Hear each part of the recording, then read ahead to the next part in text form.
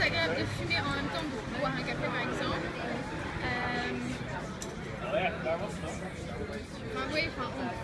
Je prenais beaucoup de café avec mes amis, donc il y a beaucoup de mes amis qui fument, donc ça occupe les mains, et puis, je trouve ça agréable de fumer dans un café, dans un bar,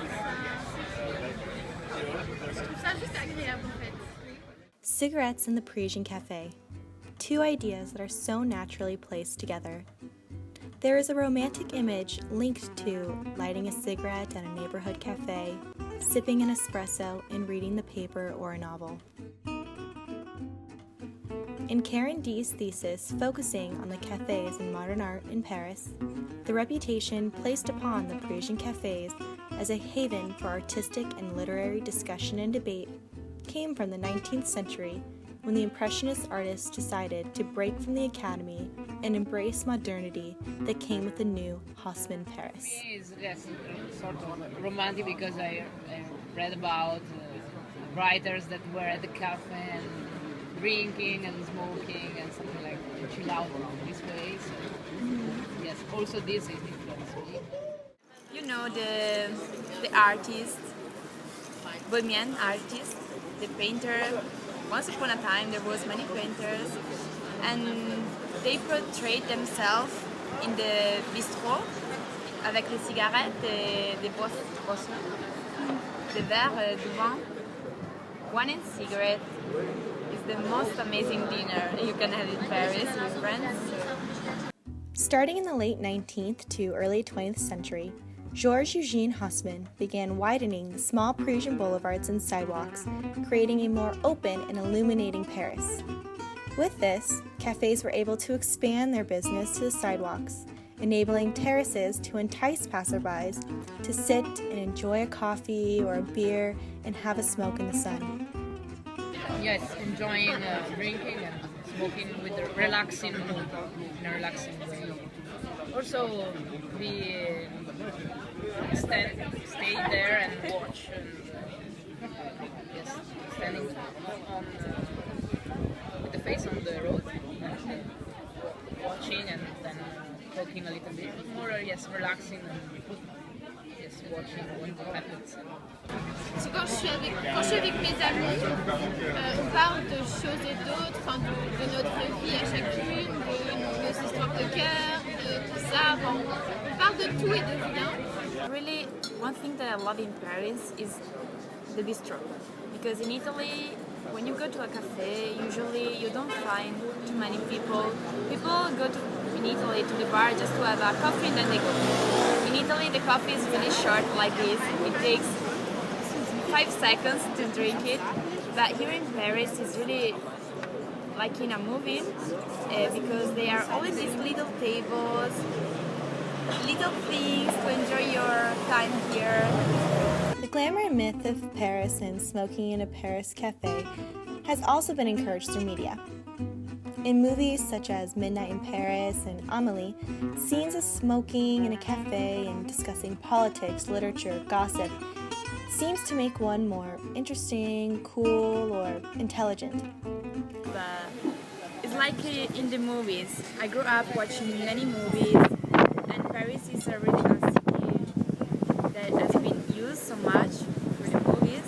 And you always see, especially in the old movies, nice girls, nice women, really attractive, that used to have a cigarette, and usually a guy came to them to light the cigarette in the cafe. It's a typical scene from the movies.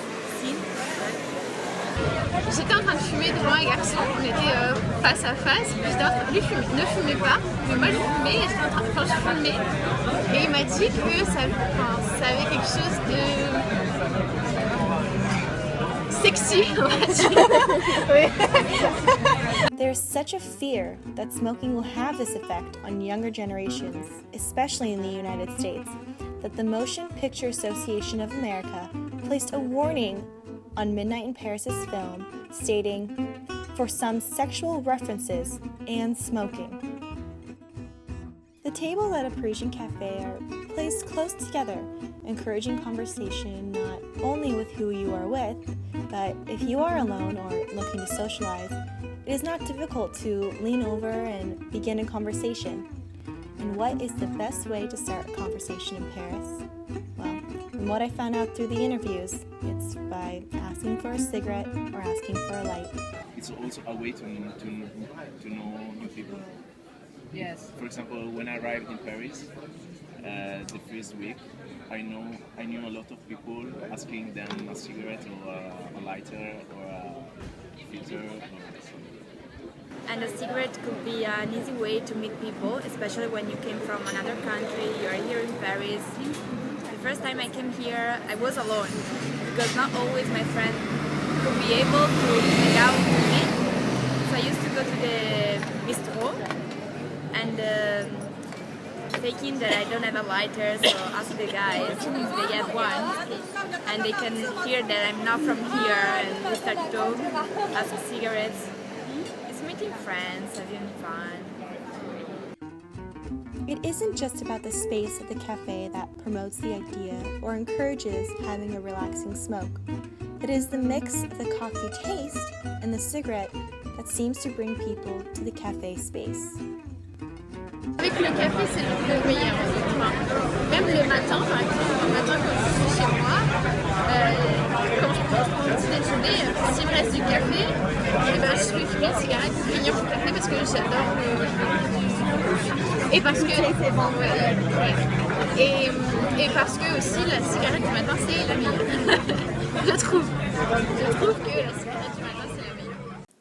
Whether it is the social space of the Parisian cafe, the glamour portrayed in films, or the mixing of the coffee taste, the cigarette, as Ian Woodward would say, has become an object that signifies or establishes social meaning. And the cigarette is a friend, and he's always with us when we talk at the bars.